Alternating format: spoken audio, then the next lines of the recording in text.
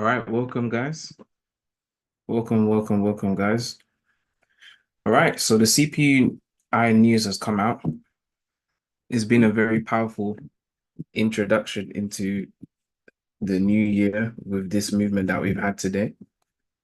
Now, if I go over to the H1 here, you can see we've had a massive, very massive, strong bullish candle that the price has pushed it above these highs of the previous day. Now, with CPI news, don't get me wrong, the movement is great, but we still have a little bit of a ways to go. What I mean by that is that if I just drag this line over here, the body of the candle still hasn't closed above this order block yet. And there's still another supply order block not too far, but we can safely use this one to do our analysis. Now, the news, if you want to know the figures, have all been bullish for the dollar. We had a previous result of 3.1. The CPI has pushed up by 0.3%. The consensus was 3.2. So better than the previous, better than expected, which gave us a strong dollar. Now, of course, I told you the CPI news is pretty pesky, a pesky sort of news. So there were a lot of spikes in the market, and it wasn't so straightforward to get in. If you're in the right direction right now, well done. I have one good trade in the right direction myself. But the news is pesky, I have to say. There's a lot of spikes with CPI news. Not too sure why they choose that piece of news to kind of be funny with it. You know, you don't get that straight, just bam, bullish or bearish move. There's a little bit of gimmicks behind the movement. But all right.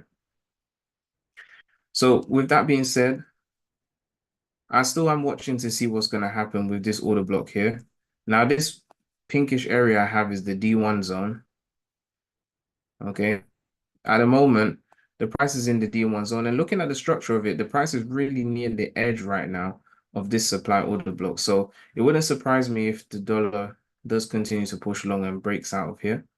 Again, when I looked at the weekly with you guys in day 2 of the prep, I was saying that even though I know there is a dollar short to come, let's bring this too far to the left and bring that out. There we go. The high that we have here from last week's NFP movement, my only issue with it, even though the price did close the delivery of buy and sell prices, is that it actually didn't even return to the supply zone here. So I was suspicious that even though it's a great movement, the price could have wicked into this supply order block so it could derive some supply pressure and push the price short when it's the right time. But we didn't get that. So this bullish movement that's happened is great. In my mind, if this does continue, then it should end us off at least maybe, I would say outside of this green area. We have PPI news tomorrow, which is the producers index price index, okay, which is equally as important. I mean, CPI is more important because there's more consumers than there are producers in number in the US economy and in most economies anyway. But it is still an important result that will come out. Now, the PPI news, which is here, if I just go over to for you, the PPI news, we have the high impact part here at 1:30 tomorrow. If the producer price index does increase, so the cost of them buying or producing the goods and services increases, then the price for the baseline cost for everything else will increase. Okay, so that can have positive and negative effects depending on what side of the market you stand on. So we might get a second either bullish boost of the dollar tomorrow that could push the price even further, or it might form the reversal. We may even get the reversal today because even though, again, the price has done this powerful long, it has the thing that I am suspicious of right now is that it has taken, I believe, 2 daily highs. So yeah. So we have the high of this day and this day been taken right now. So I'm not going to just run in there and say, yeah, let's go. I have to take it with a pinch of salt because the price could very easily decide to reverse on us. All right. Now, I'll go through the trade I've got on. It's a very simple trade and a small one too, but nonetheless, it was a nice catch, the entry that I got. We'll see how the price fares out with that. Okay. But it looks as though already as we've come to 2 o'clock, like we've had that reversal that's taken place.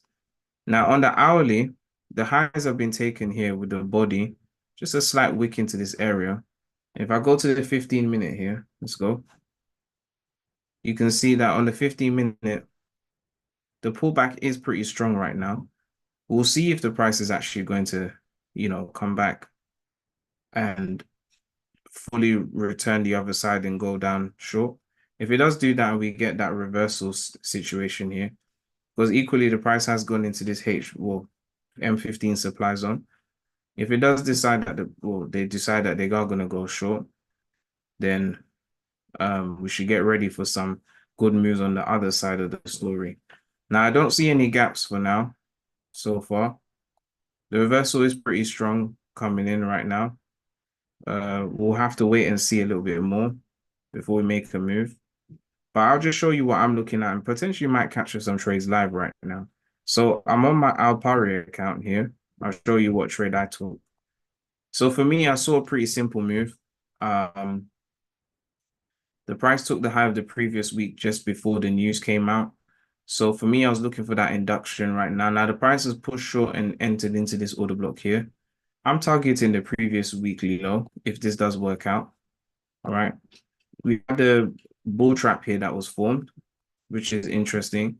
And then when the news came out, which is why I'm saying the CPI news is pretty pesky, is that it spiked just above this high, as you can see, but the body still closed beneath this area. So we still respected the range, So even though the price is reversing back right now, this is my Nasdaq 100 trade. I think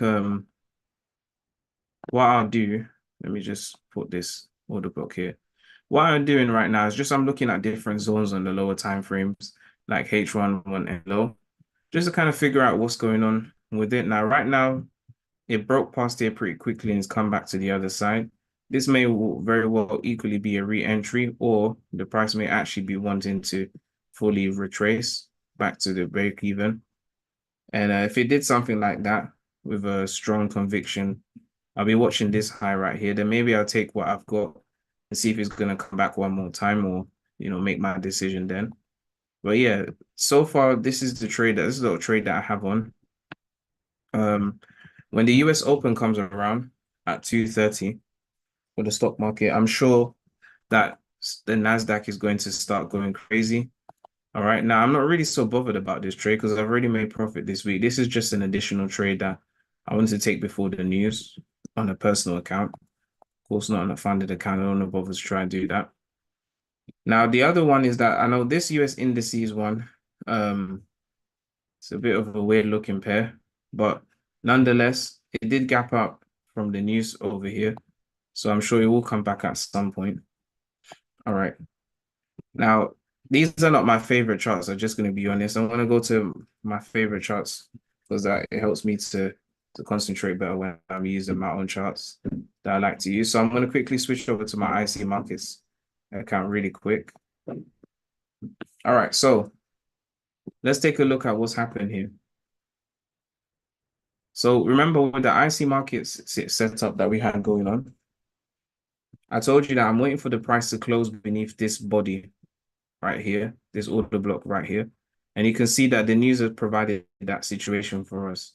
We had a situation here where the price took the high of the previous day. Now, on this particular situation, or the way the price moved here, we actually had a nicer movement. On other charts, I'm seeing that this wick here, and I'll show you what I mean, why I don't really trade CPI often.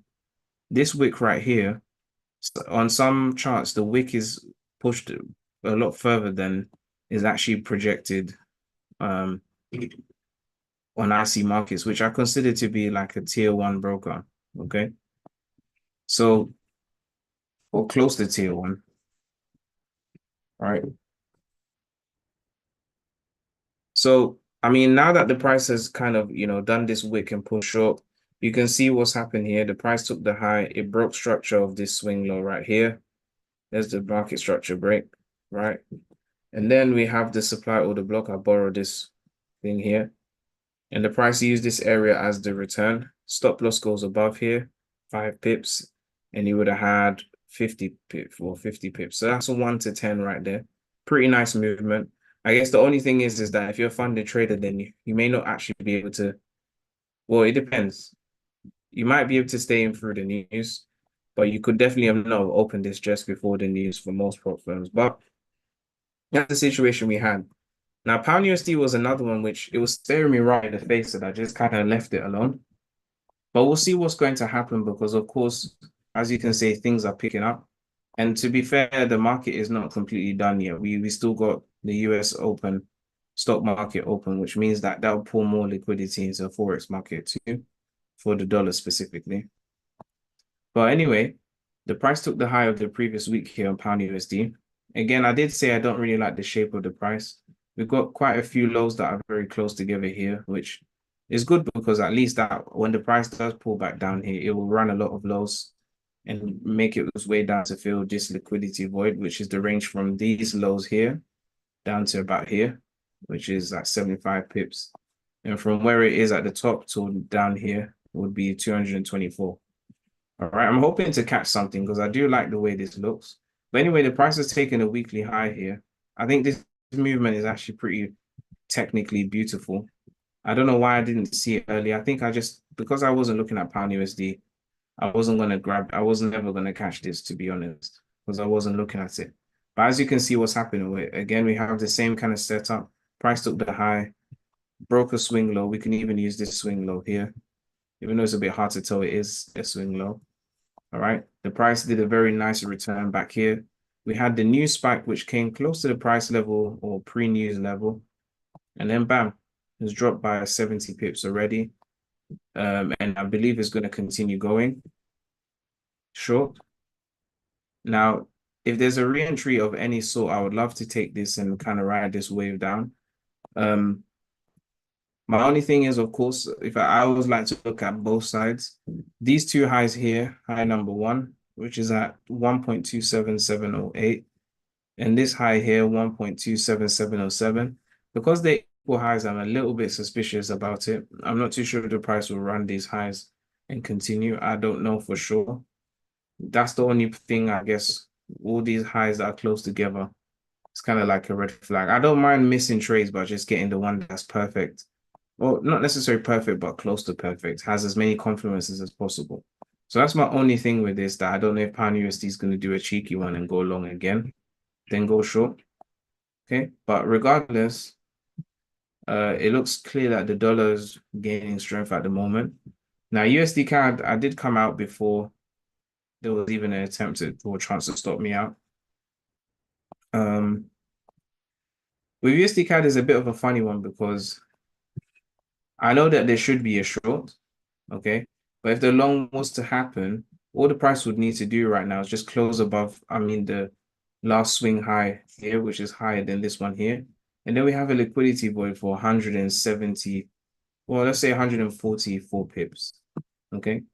Now today, the price was giving nice signs of going short. It came back all the way here, didn't violate the high, but came back here, pulled back down, looks good, but hasn't really done much for us anyway. Now, I had the short on. I did in my target for the week,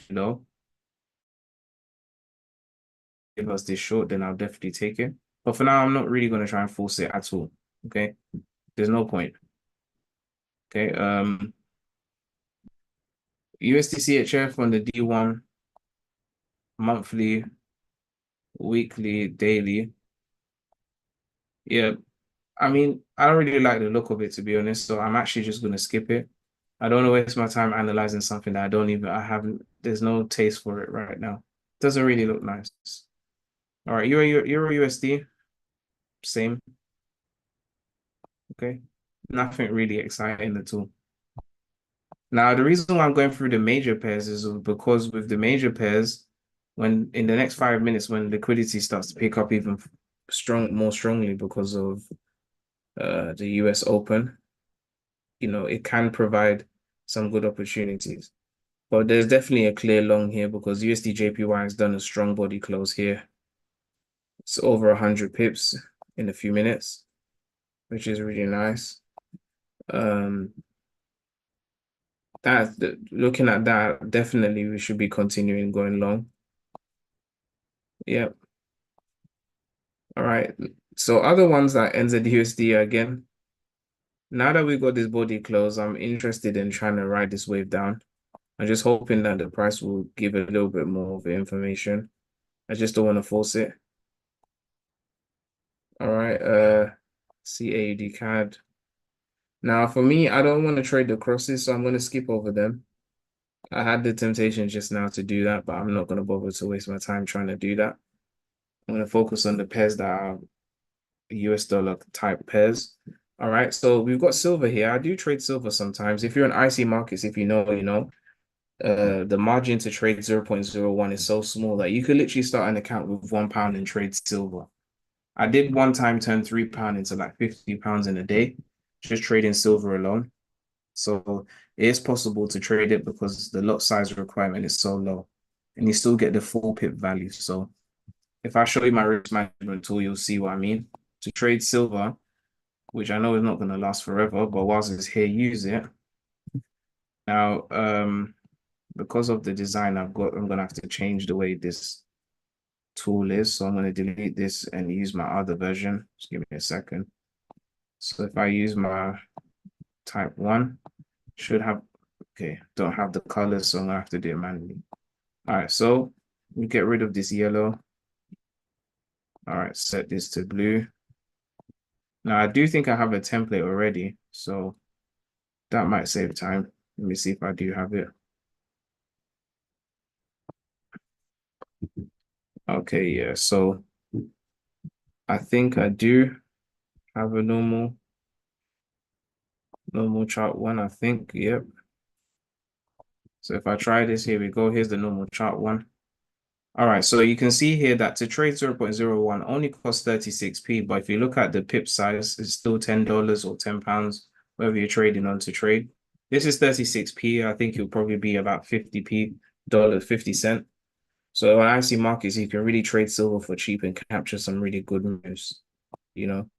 And if you can only imagine what you can do with £1, imagine if you had £10, you could do quite a bit of damage if you're a good trader on silver. All right, but anyway, nonetheless, with silver anyway, on the H4, um, this movement where the prices come back to fill this liquidity gap, it actually has a root. I mean, from the H4 perspective, the wick is closed over here, but not a body. When you have a gap like that, you want the body of the candle to close, not the wick.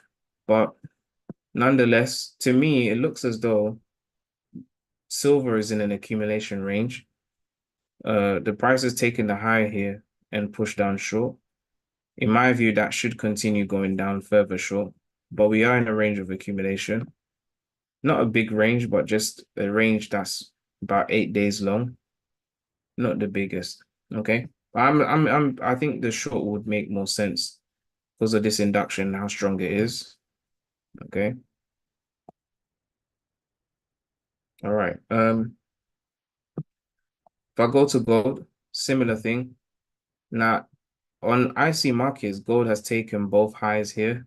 So it's taken this daily high and this one, which is where there will be buy stops resting. So there's enough liquidity to push the price down, which is why we had such a frantic push towards those highs. And seeing that lets me know that gold should continue going short at this point. And if it doesn't, I'll just kind of have to wait to see a body close back above here, then you can continue going low. But until that, you don't really want to play your cards just open anyhow. You want to take your time with it. All right. So that's my gold and silver situations going on. Now, last thing's US 30 is actually 230 now. So you can see that the market is picking up as we've got to the 230 mark. And it looks as though my trade has kind of reopened. It's almost at break even again. All right. Now, with the US 30, I do still think that there is going to be a major short happening soon. It's just a matter of when. Looking at what's going on with it at the moment, this was the nicest trade for the week. This movement right here. Now, I did give a signal for it, but price didn't actually go as deep down as I wanted. I was looking for a minimum of this supply flip zone, but the price came up a little bit higher here. I was trying to figure what significance that area had. And I found out that this was the fair value gap on the H4 that the price came to. So, but I didn't look on the higher time frame for an entry. Sometimes I don't do that. I usually use the M30 even and below. But in this case, the price used the fair value gap to enter right here. So stop loss would have gone somewhere down here and you would have been a happy person. Unfortunately, I didn't pick up on that. I was looking more on the H1 order block perspective. I wish I did. I was looking a bit more 360 because then we could have been riding this wave long. Now with the minimum one lot on a pair like this, that would have been $300, risking $33, which would have been great, or even risking $50, 55. It's one to looks like there's a bit more, close to about 1 to 7. That's looking good. So now I'm just hoping really with these pairs, we're going to get some sort of resolution. Now that it's 2:30 and the pairs are kind of picking up, I'm hoping that there is going to be some nice movements coming into 3 o'clock. So that's kind of like my view, guys, on what I've got going on. Let's go back and see what's happening here.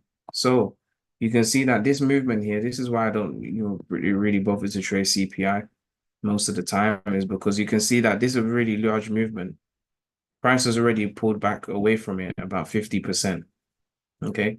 And so the real direction may end up actually being short, especially if the price breaks beneath this order block. Now on the H1, the price will have to close beneath this 102.015.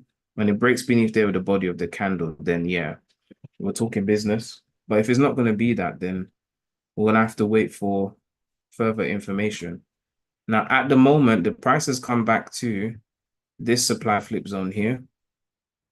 We had a supply order block, the price pushed short, left the liquidity gap on the day, came back here second time, pushed even lower, took the lows, shot back up, and now it's broken above here. So equally, we're going to have to wait and see. For me, I like to follow the price like this because, for example, if there's a H1 close, body close beneath this supply flip zone where prices flip from a supply order block to a demanded one temporarily for the sake of price, then for me, I would actually definitely be looking for the sell for sure. That would be a confirmation I can get in a little bit early with. If not, I'm not touching it. Okay. And I'm not touching it at all. Okay. So anyway, guys, let me go over to my trade I was telling you about on Upari. So I took the NASDAQ on here. The price has just basically given a return for an entry.